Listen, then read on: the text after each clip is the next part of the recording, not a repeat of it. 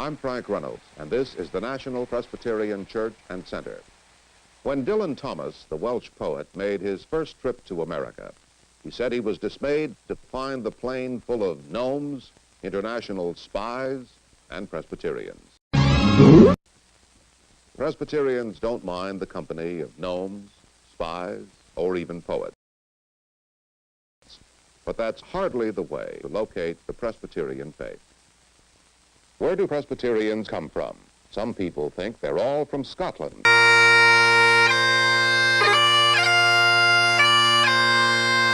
The old joke asks, what did the first two Scotsmen do when they came to America? The answer, one started the first Presbyterian church, the other started the second Presbyterian church, just across the street.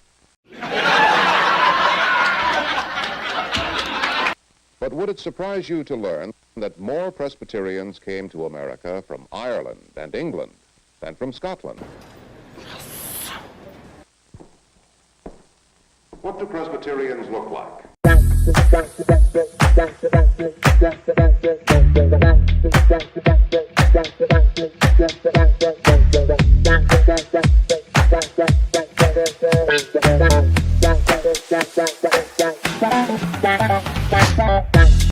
Some people regard them as middle-class capitalists with a worship so cold you could skate down the aisle.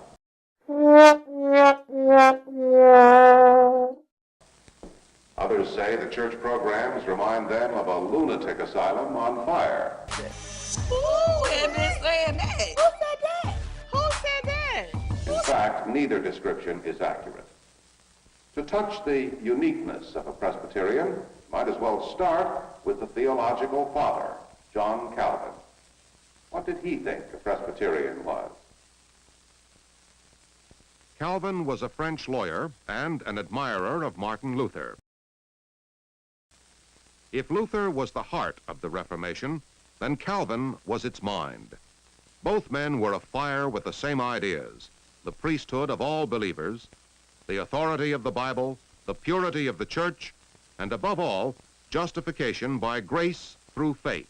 Since this is the core of Christianity, the Reformers did not feel they were creating a new church, but reforming the old one. Most histories present only a toy Calvin, a tiny fragment of a towering and many-sided personality. At 27, he published the Institutes of the Christian Religion, which overnight became a think piece for Baptists, Anglicans, and Congregationalists. He was never ordained, but his academy trained great numbers of clergy from all over Europe. He was richly born and a friend of nobles, but his work hastened the rise of democracy. Here in Geneva, Calvin perfected a church government of laymen and ministers called presbyters, from the Greek word for elder. Despite criticisms, Calvin retained a lively wit. According to one story, a heckler asked him, "If you know so much, tell us what God was doing before he created the earth." Calvin replied, he was making hell for over-curious men. Thanks to Calvin, the Presbyterian Church is composed in equal parts of ardor and order. That is, ardor for things of the Spirit and order for the things of society. That's the tension of the Calvinistic life.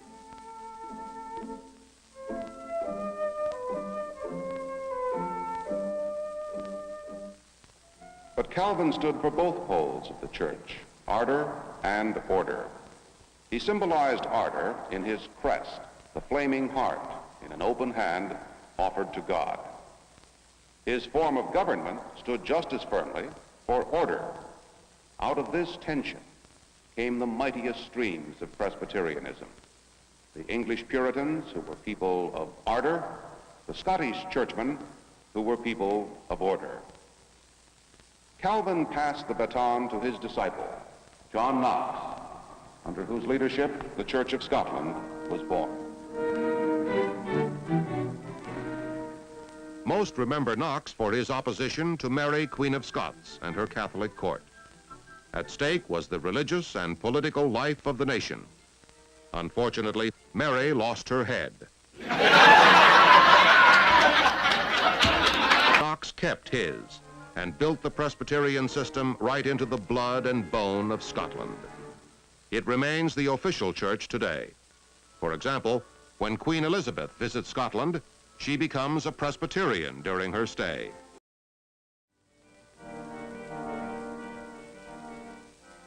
One great event for Presbyterians was the emigration of Scotsmen to Northern Ireland. Persecuted for their faith, they poured over to Ulster by the thousands and set up strong centers of Presbyterianism. Later, these people, the so-called Scotch-Irish, came to America in huge waves, and they brought their orderly church with them. Neither English nor Scottish were the first Presbyterians to hit the shores of America, however. That honor belonged to the French reformers, often called Huguenots, who came to St. Augustine in 1562 with a Master Robin, their preacher. Robin and his parishioners might have had second thoughts about this honor because the Spanish wiped them out to a man. During that same period, 30,000 of these Calvinists were killed in the St. Bartholomew massacre.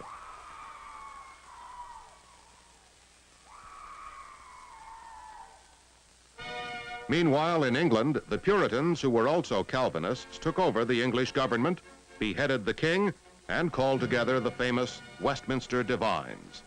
These learned gentlemen, joined by Scottish Presbyterians, produced a major standard of the church, the Westminster Confession of Faith. From the Shorter Catechism came the famous question, what is the chief end of man? Answer, man's chief end is to glorify God and to enjoy him forever.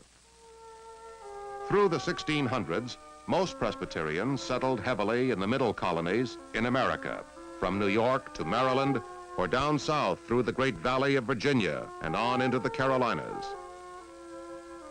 A famous missionary of that era was Francis McKimmey, a Scotsman born in Ireland. At one point, he was thrown in prison for preaching in New York without a license. The governor made McKimmey pay a huge fine. As a result, the colonies rallied to the Presbyterian call for religious toleration. So did 6 other Presbyterians, who in 1706 elected McKimmey moderator of the first American presbytery, which was held in Philadelphia. By 1717, the little presbytery had grown to 4 in Maryland, Delaware, Pennsylvania, and New York, and the collection of presbyteries became the first synod. This period from 1717 to 1776 was a fabulous one for both education and evangelism. The Log College of William Tennant educated able ministers, and its graduates started a tradition of building colleges side by side with churches. Its influence contributed to the forming of the institution that later became Princeton University. Today, the Presbyterian Church can look back to a host of colleges and seminaries founded by missionaries. The Revolutionary War record of the Presbyterian Church was dazzling. By that time, neither New England's Congregationists nor the Scotch-Irish had much use for the crown.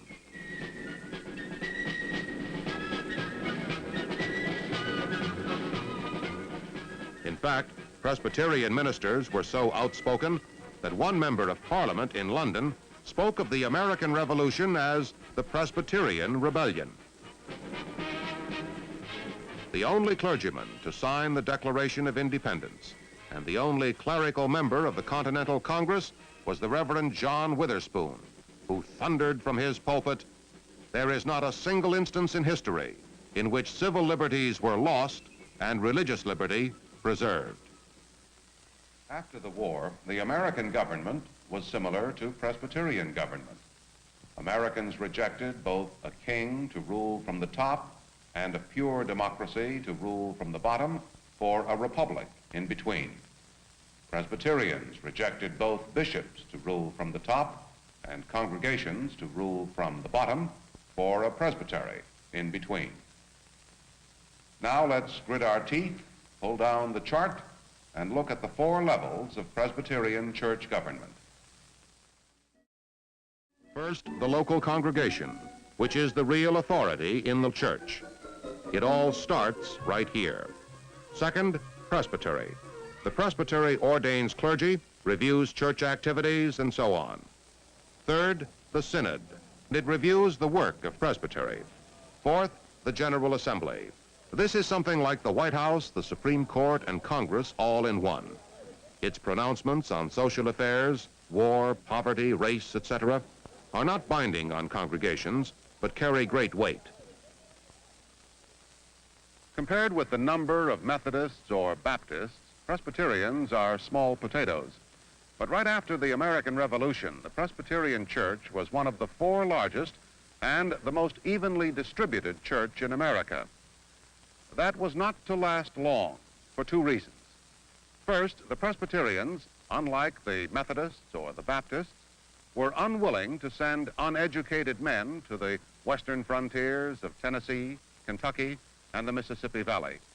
People were crying for a few gospel crumbs of bread, but Presbyterians in the East said, wait for the whole loaf or starve.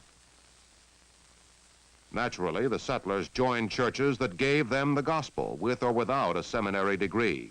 Whole congregations of Presbyterians became Methodists, Baptists, Cumberland Presbyterians, or joined other denominations.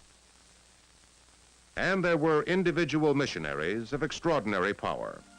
One was a man named Worcester, who stood by the Cherokees during their pitiful fight for their homes and their subsequent dispossession.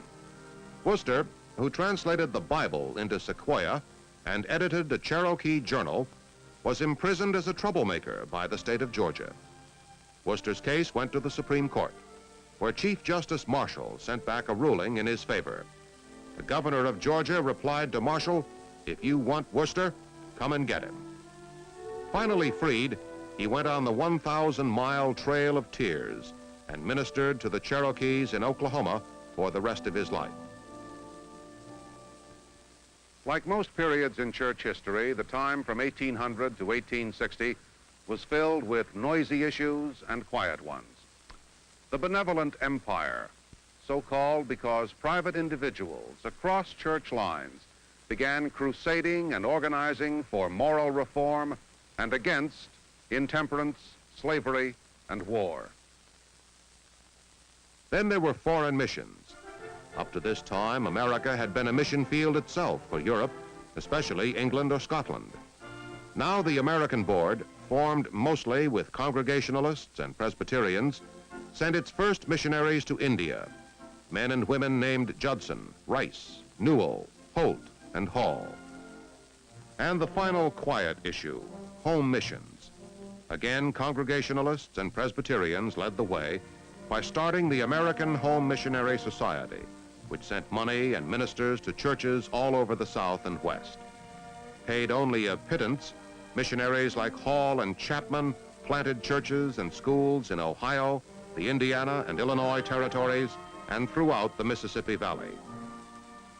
By 1835, Dr. Marcus Whitman, a New York physician, had reached Oregon, his wife and those of other missionaries being the first white women to cross the Rockies.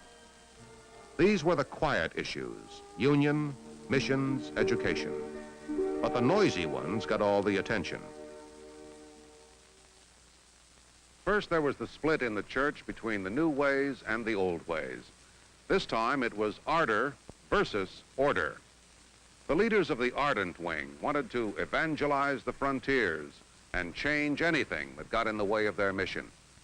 But the leaders of the orderly wing disliked the evangelical spirit because it got in the way of sound theology. They wanted to change nothing. Things got so hot, the church burst its seams, and for years there were 2 Presbyterian denominations. That was bad enough. But the worst was yet to come: slavery.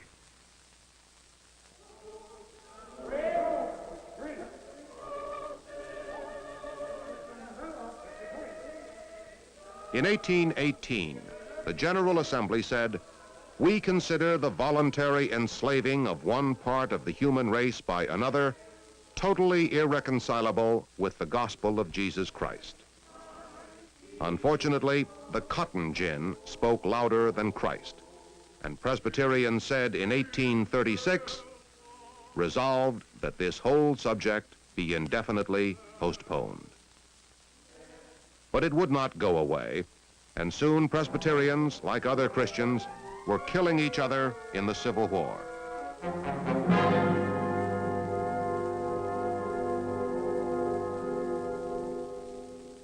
The tragedy is that after the war, the nation reunited, but not the Presbyterians.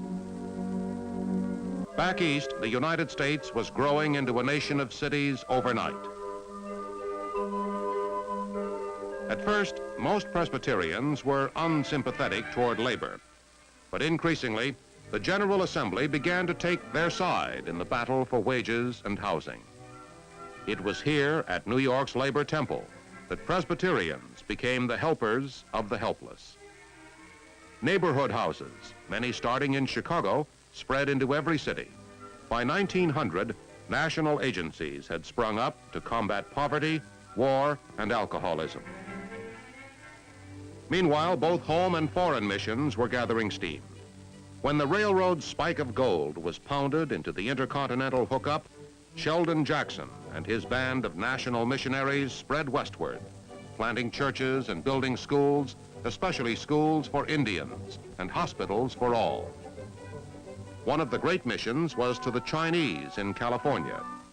Leading the way was a woman, Donaldina Cameron, who rescued Chinese girls from white slavers and established the Great Cameron House.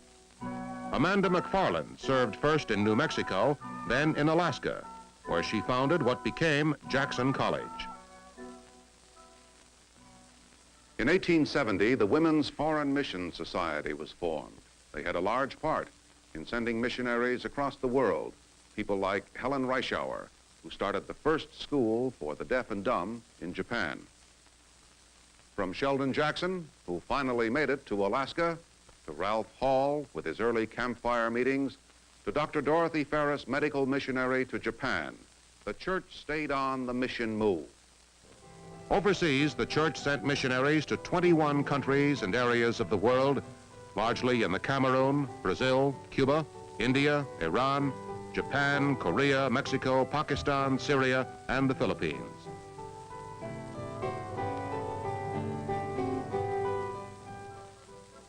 One of the most successful missions was that of the United Presbyterian Church of North America in Egypt, which began back in the 1850s and pioneered its way into self-support. Davida Finney began the literacy and literature program in Egypt, which thrives today. Following the Civil War, the church had begun to teach its own through Sunday school classes for children, through Christian Endeavor and later Westminster Fellowships for students, and through communicants classes for new members. Then, as always, the most striking reminder of Calvin's scholarship was the emergence of new colleges. Theologically, the church went through the battles of modernism and fundamentalism.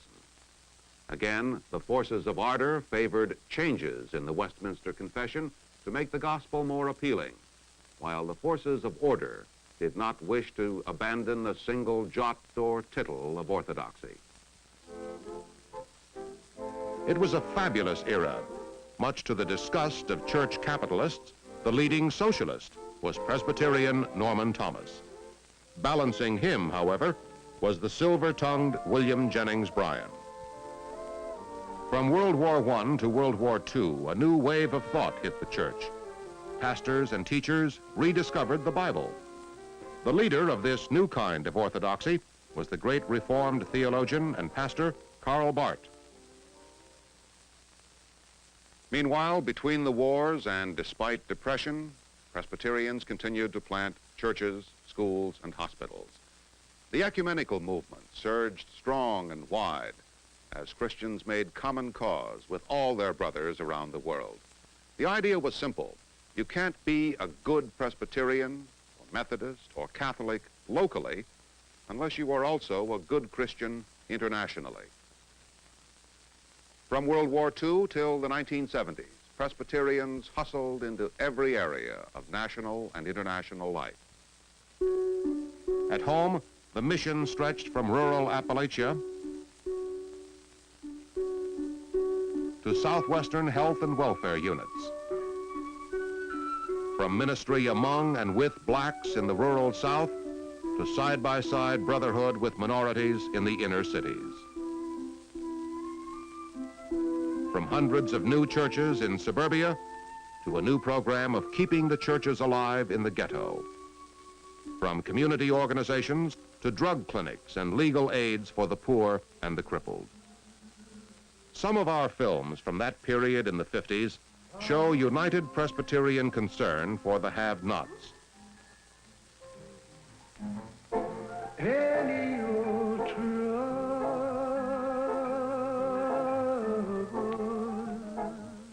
Gripped by the imperative of Matthew 25, the General Assembly gathered a council of laymen and pastors, of theologians and social scientists, and of businessmen to feed the hungry, clothe the naked, and visit the prisoners.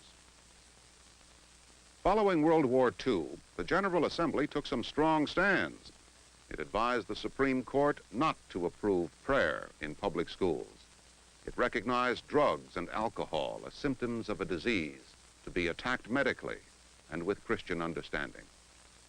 But the most explosive issue for the 1960s, just as it was the most explosive issue for the 1860s, was race. And to the glory of Presbyterians, they quarreled and debated, but did not split. When this man was arrested in Baltimore,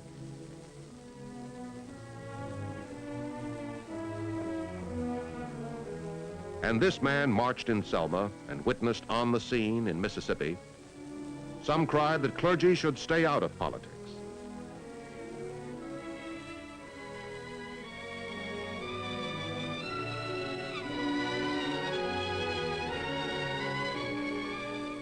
While others, both clergy and laymen, were proud to join in the crusade. What emerged was a two-legged gospel, the right leg of personal salvation and the left leg of community correction. Again, ardor and order. In 1958, two great branches merged, the Presbyterian Church in the USA and the United Presbyterian Church of North America. The name adopted was the United Presbyterian Church in the USA. Standing here before some of the great figures in Presbyterian history, we see a chest of memories inhabited by people very much like us. The little church of ardor and order made its way from Europe to America, fought a revolution, sent missions to the frontiers, split during the Civil War, was buffeted by every storm of controversy, and yet managed to survive as one thread in the rich tapestry of religion in America. This is 11 Alive News at 6. Good evening. Mary Rose Taylor has the night off. I'm Andrea Nissen. And I'm John Pruitt. A new nationwide Presbyterian church was born today in Atlanta as Northern and Southern Presbyterians reunited after 122 years of separation. Religion reporter Neil Craig was there for the creation of the Presbyterian Church USA. Must have been quite a ceremony, Neil. It really was, John. It was not as emotional as a lot of people thought it would be, because after 122 years, the Southern folks especially, we thought might have a few tears of sadness and of joy, but they took it well, and it went as everybody expected it to. The two separate church bodies, of course, have been meeting all week at the World Congress Center. After the reunion was made official, thousands of Presbyterians marched through the streets in a joy-filled spirit of celebration. With bagpipers in the lead depicting Presbyterian Scottish heritage, church members from north and south, east and west filled the streets from the Congress Center to City Hall. It was one of Atlanta's biggest street marches in decades. The vote ending the Presbyterians' own version of the Civil War came, as expected, about 2 o'clock. The item before us is the categorical question on ratifying reunion as voted by the last General Assembly and the Presbyteries.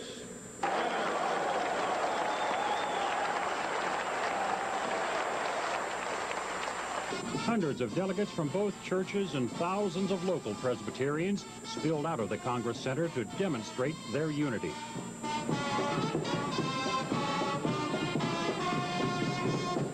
The two men who had been heads of the separate Presbyterian churches struck up an impromptu hymn.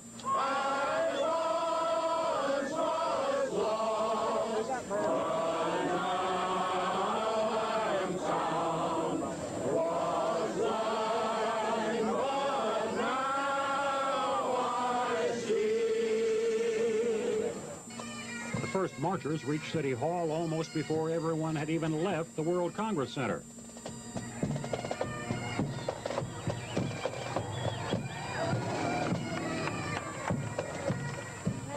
Despite the overall spirit of unity, there was a small counter-demonstration that few in the huge crowd probably even saw. Be ye separate! You Southern people are going to be swallowed up by these liberals and these socialists!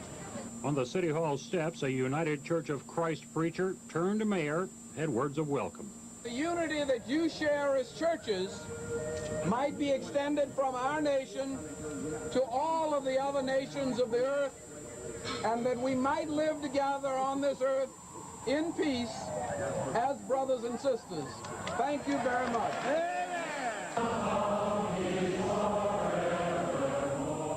Most of those in this crowd will take part in a more solemn communion service celebrating reunion at the World Congress Center tonight. The new Presbyterian Church USA gets down to business tomorrow morning at the World Congress Center with the election of their moderator. At its best and at its worst, the Presbyterian tribe is the many faces of the past, its buildings, worship, and writings. But it is also the living present, where the church borrows glory and value from the living Lord to serve an aching world.